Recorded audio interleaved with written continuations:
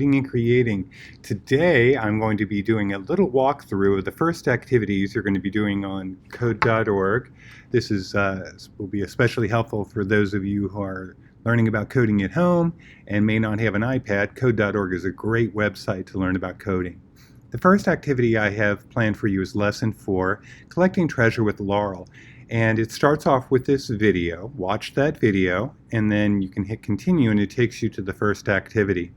Now, in this first activity, it's a free play lesson. I had already done some work with it. I'm going to start over for you. And it says free play, and this is Laurel the adventurer. Move her around to get as much treasure as you can. Use the collect block to pick up treasure. Drag the blocks into the workplace and try to figure out how to get treasure. Get at least one item to pass this level. So what we can do is we can move our character forward. In fact, I want to make this little screen bigger and see these 3 dots where I'm moving my mouse. If I grab that, I can slide that over a touch, make that bigger. If I do the same here, I can make a little more area for the directions. But we want to move Laurel forward and collect treasure. So I'll say move forward and collect. Watch what happens when we run the code. Yay! So she did it. I'll hit reset and we can see if we can get some more. Now, if we want to, we can go ahead and turn and we can move forward, and let's turn so we're facing the next gem. Let's run that much. So we collected a gem and we repositioned ourselves. Okay? Now, one thing I want you to take note of is that, see how Laurel is right here, right next to the gem, facing the gem? If we get Laurel right here, they're going to be able to walk forward and get the gem. If we go here, walk forward and get the gem, she's in the same sort of relative position to the gem each time she does it, right? So instead of rewriting this code over and over, here's a cool little trick. This is called a repeat or a for loop. And I can put that up at the top, grab this stack of code, put it in there. Here's another little trick. See the little light up with that little bump? When you see that, you can let go and it snaps into place. But I'm going to say to collect 1, 2, 3, 4 gems, and I'm going to run this.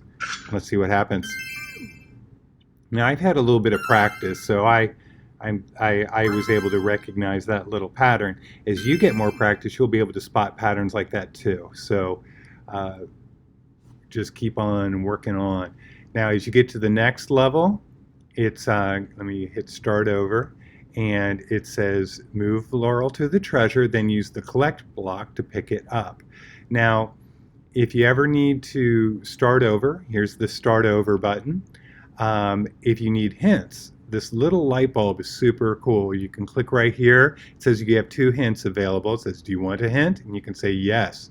And it tells you can use the move forward block, or you can use 4 of those move forwards, or use the repeat block to make your code. So what they're saying is you can stack up 4 of these like that, and you keep on stacking them up, or you could take one of these repeats and just put 1 move forward and tell it how many times to do it. So that's the idea of a loop.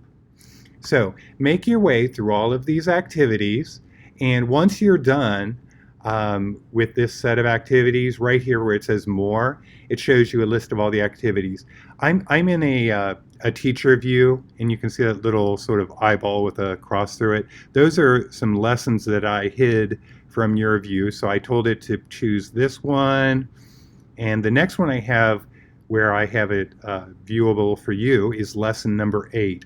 So after you're done with collecting treasure with Laurel, you can try nested loops in a maze. And this is a fun one where you're using a bee to collect different nectar and pollen and things like that, going to honeybees and all kinds of cool things. But again, you have your light bulbs for hints, and you've got your loops and your different activities. So work your way through that one once you're done with the collecting treasure with Laurel.